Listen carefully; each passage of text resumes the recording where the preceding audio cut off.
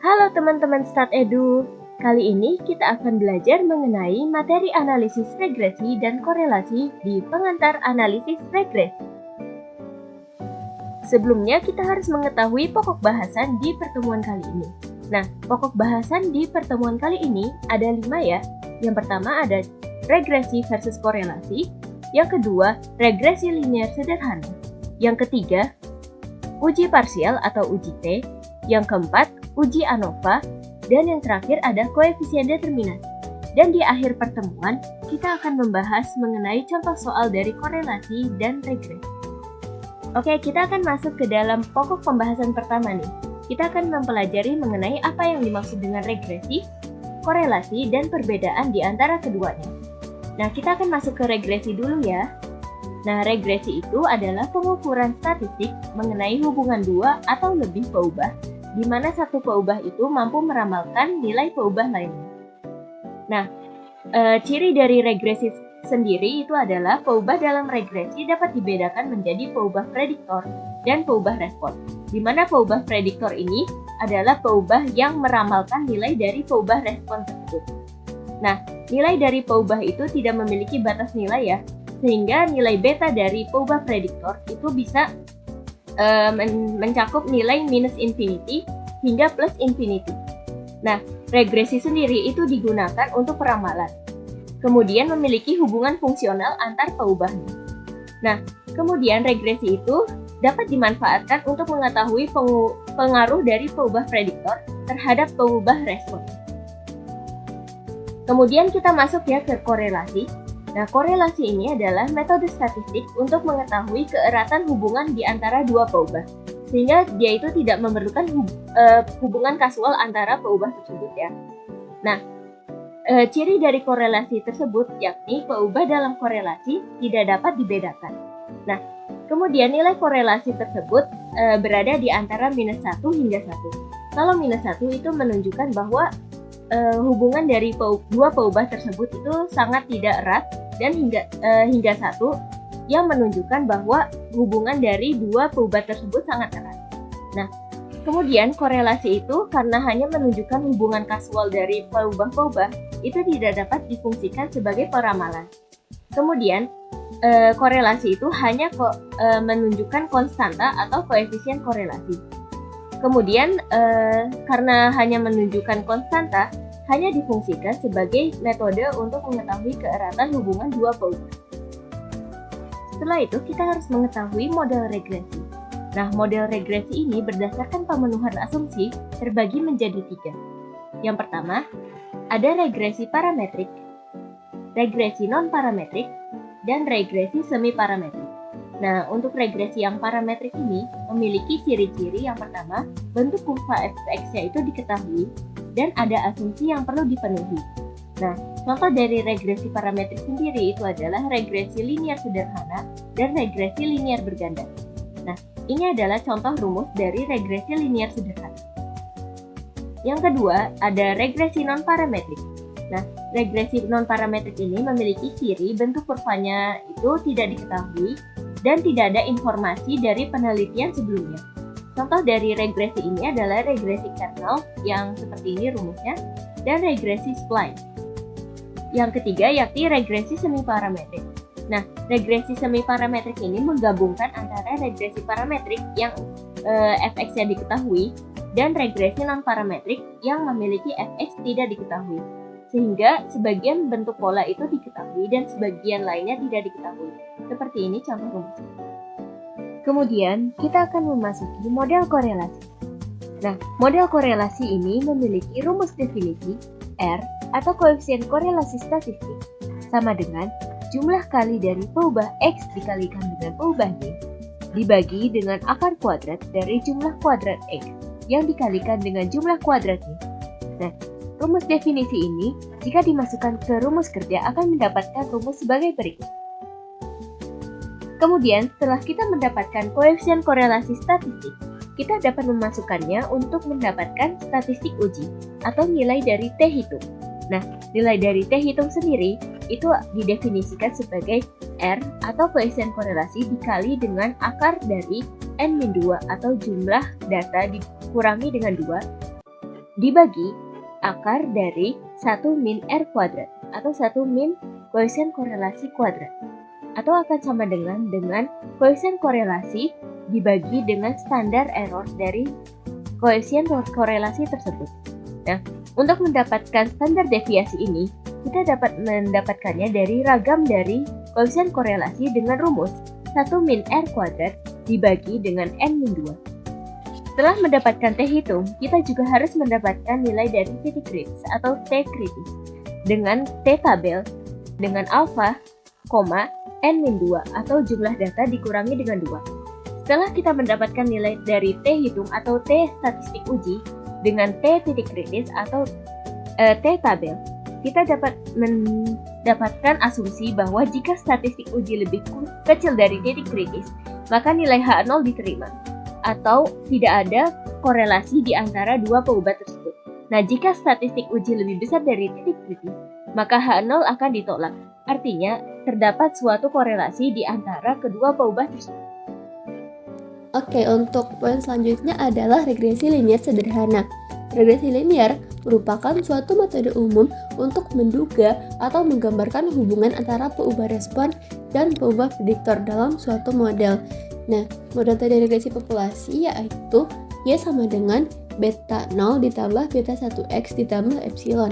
Sedangkan untuk model dari regresi data contoh yaitu Y topi sama dengan B0 ditambah B1X. Nah, untuk keterangannya sendiri, Y itu merupakan variabel respon atau dependen, dan X itu merupakan variabel prediktor atau independen.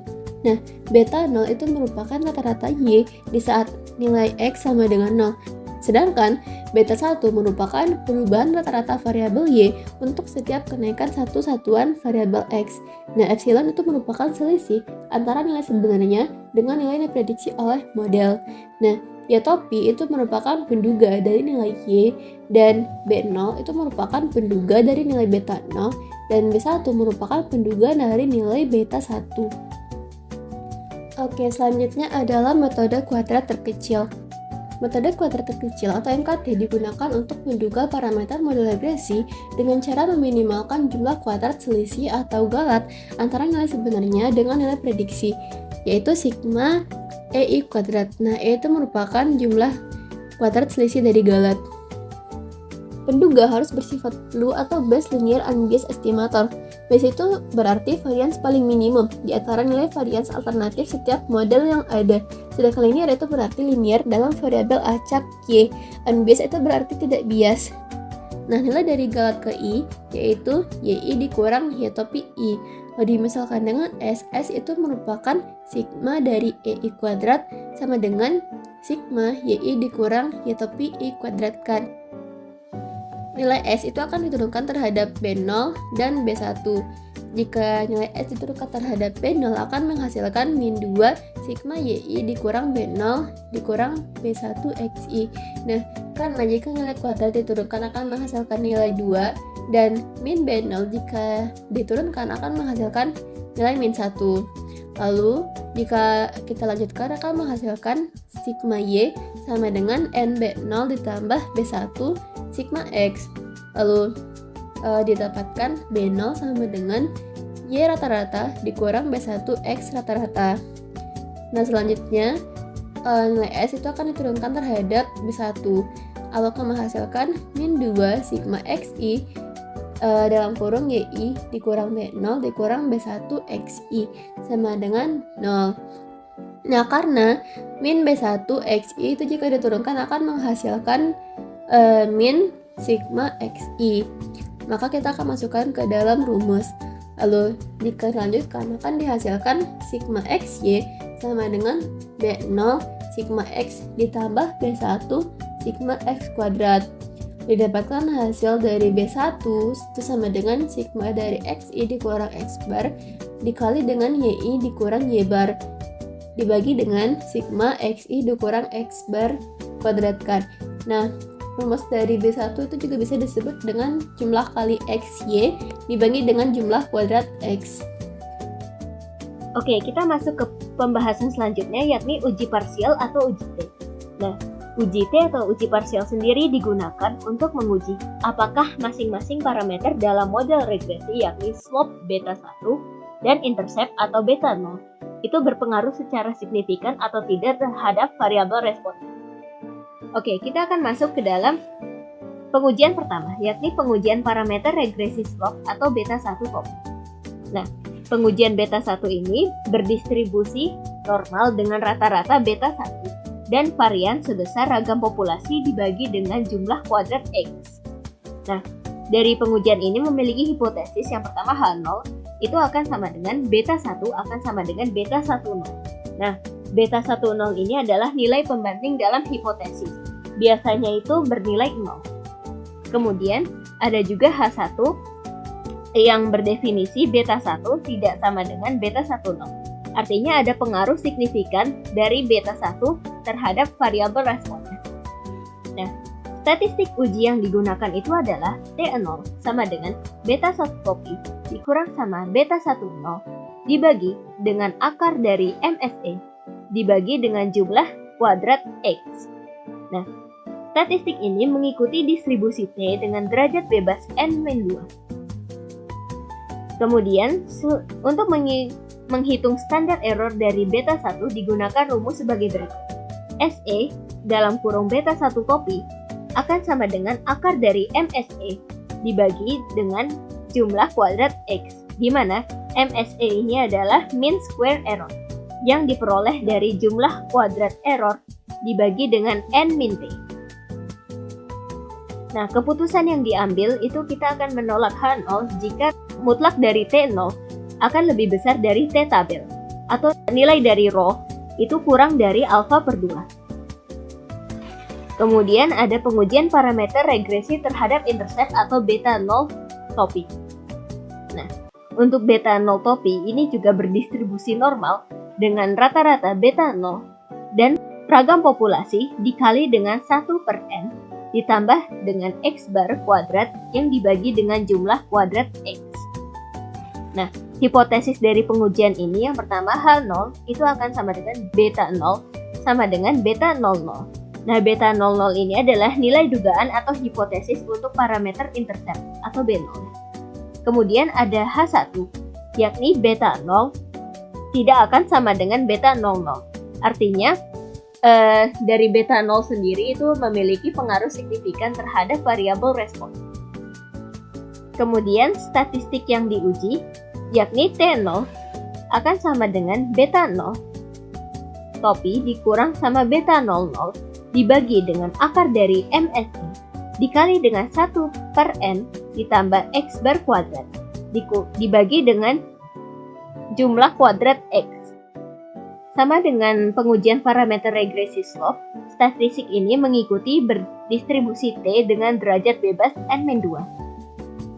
Selanjutnya kita juga dapat menghitung standar error dari beta 0 dengan rumus SE dalam kurung beta 0 copy akan sama dengan akar dari MSE dikali dengan 1 per N ditambah dengan X bar kuadrat dibagi dengan jumlah kuadrat X.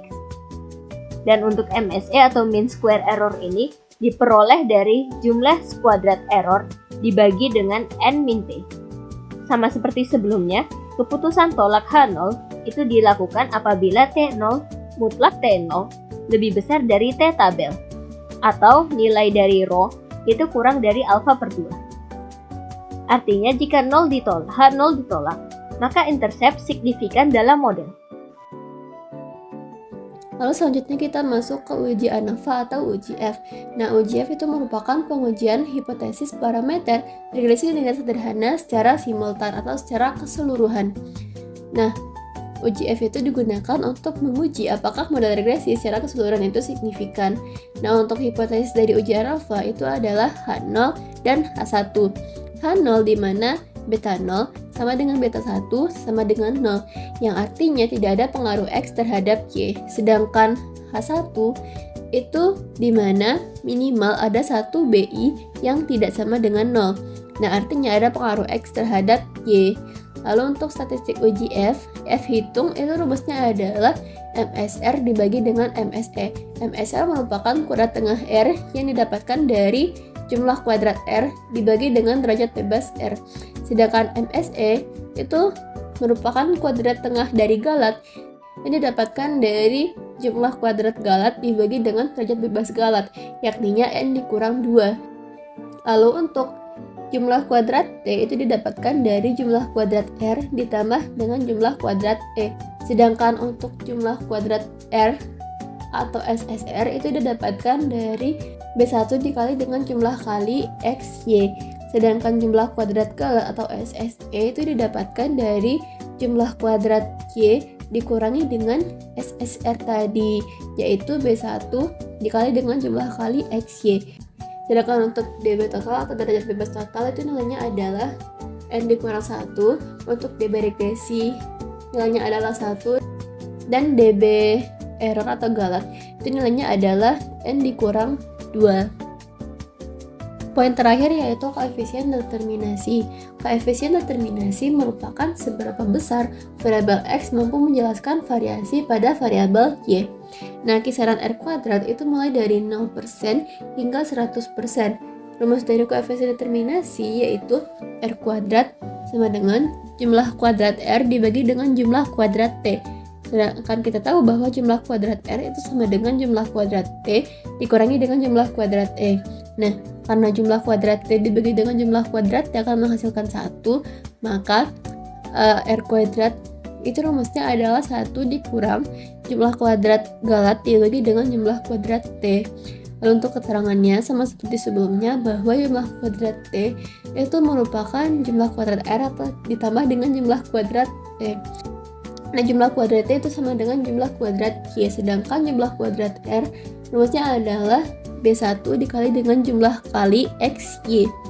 Untuk jumlah kuadrat galat atau SSE itu nilainya adalah jumlah kuadrat Y atau sama dengan jumlah kuadrat total dikurangi dengan jumlah kuadrat R, yaitu B1 dikali dengan jumlah kali X dan Y.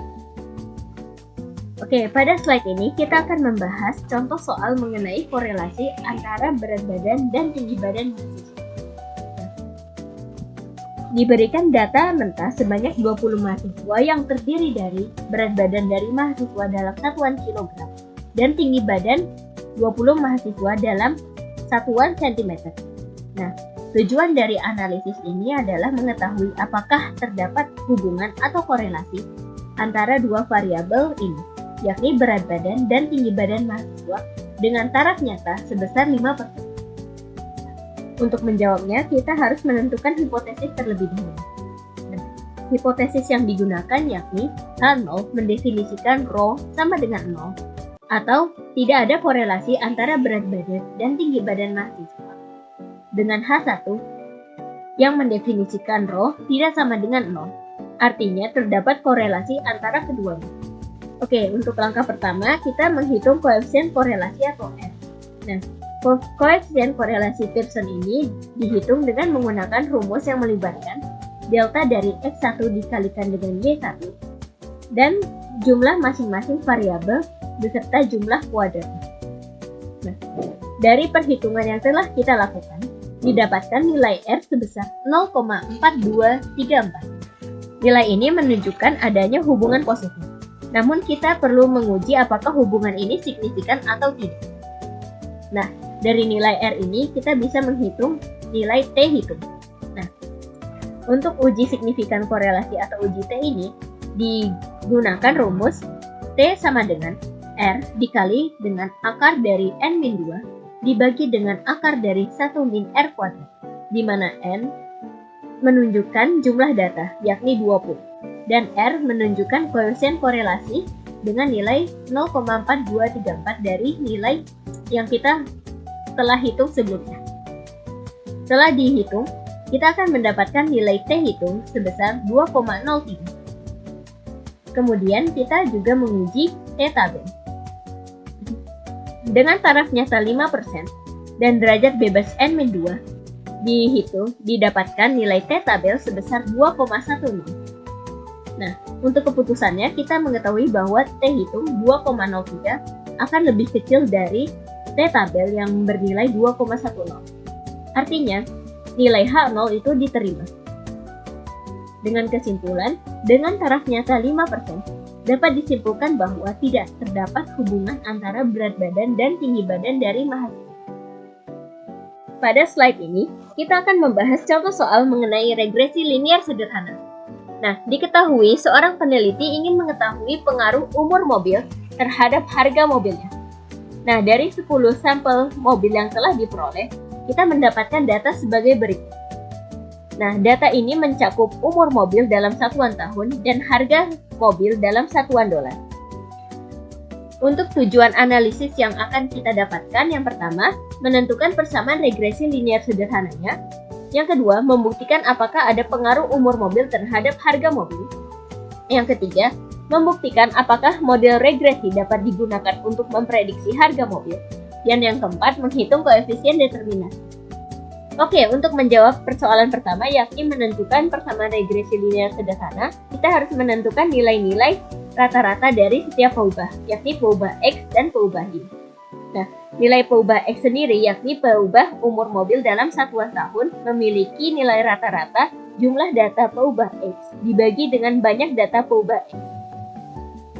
Setelah kita melakukan perhitungan, diketahui bahwa nilai rata-rata X atau nilai X bar akan bernilai 5,3 tahun. Nah, hal serupa juga diterapkan dalam mencari nilai rata-rata Y. Nah, nilai rata-rata peubah Y atau nilai rata-rata harga mobil dalam satuan dolar atau Y bar akan bernilai 87,7 dolar. Kemudian, kita juga harus mencari nilai jumlah kuadrat X, jumlah kuadrat Y, dan jumlah kali X dan Y. Nah, setelah melakukan perhitungan, kita dapat mengetahui nilai jumlah kuadrat X yakni 20,1, jumlah kuadrat Y yakni 9612,1, dan jumlah hasil kali X dan Y yakni minus 406,1. Setelah kita mendapatkan nilai-nilai tersebut, kita akan menentukan persamaan regresi.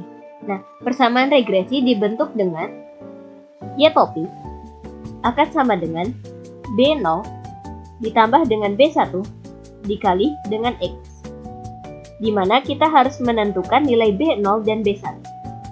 Oke, untuk menentukan nilai B1, didapatkan rumus sebagai berikut. Jumlah hasil kali dari X dan Y dibagi dengan jumlah kuadrat dari X, di mana kita telah mengetahui bahwa jumlah hasil kali X dan Y itu adalah minus 406,1 dan jumlah kuadrat X adalah 20,1. Setelah melakukan perhitungan, didapatkan bahwa B1-nya memiliki nilai minus 20,2. Kemudian kita akan menghitung nilai B0. Nah, untuk B0 sendiri memiliki rumus Y bar dikurang dengan B1 dikalikan dengan X bar. Nah, nilai Y bar yang telah kita dapatkan yakni 87,7 dikurang dengan nilai B1 yang telah kita dapat yakni minus 20,2 dan nilai X bar yang bernilai 5,3. Setelah kita melakukan perhitungan, didapatkan bahwa nilai B0 akan sama dengan 194,76. Nah, kemudian kita akan masukkan ke dalam persamaan regresi linier sederhana. Dan didapatkan persamaan regresi linier sederhana yakni Y topi sama dengan 194,76 dikurang dengan 20,2 dikali dengan X. Nah, untuk interpretasi dalam persamaan regresi linier sederhana ini, yang pertama, rata-rata harga mobil ketika masih baru adalah 194,76 dolar. Dan yang kedua, tiap umur mobil bertambah 1 tahun, harga mobil turun sekitar 20,2 dolar. Untuk persoalan kedua, yakni buktikan apakah ada pengaruh umur mobil terhadap harga mobil. Nah, untuk menjawab persoalan ini, kita akan menggunakan uji parsial atau uji B. Nah, langkah pertama yang kita lakukan yakni menentukan hipotesis.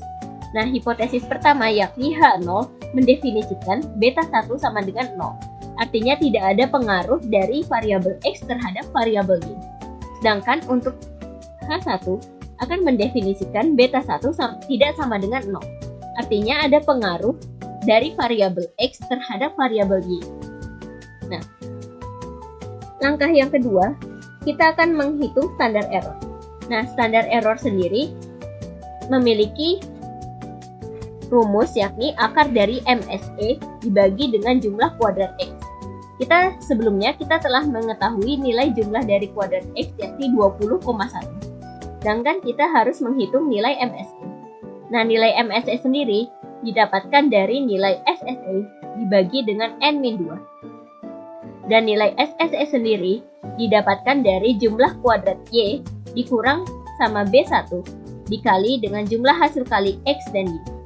Setelah mendapatkan perhitungan, kita dapat mendapatkan nilai SSE yakni 148,88, nilai MSE bernilai 176,11, dan nilai standar error B1 topi yakni 2,96. Setelah kita mendapatkan nilai standar error dari B1 topi, kita dapat menghitung nilai T hitung. Nah, nilai T hitung sendiri atau statistik uji didapatkan dari nilai B1 dibagi dengan standar error B1 topi. Setelah kita melakukan perhitungan, didapatkan nilai T hitung adalah minus 6,8243. Selain kita menguji T hitung, kita juga menguji nilai T tabel. Nah, nilai T tabel sendiri memiliki derajat bebas N-2 dengan taraf nyata alfa sama dengan 5% dibagi dengan 2. Setelah kita melakukan perhitungan, didapatkan nilai T tabel adalah 2,306. Untuk menguji nilai hipotesis, kita dapat menggunakan mutlak T hitung dibandingkan dengan nilai T tabel. Setelah kita melakukan perbandingan, diketahui bahwa nilai mutlak dari T hitung yakni 6,8243 akan lebih besar dari nilai T tabel, yakni 2,306.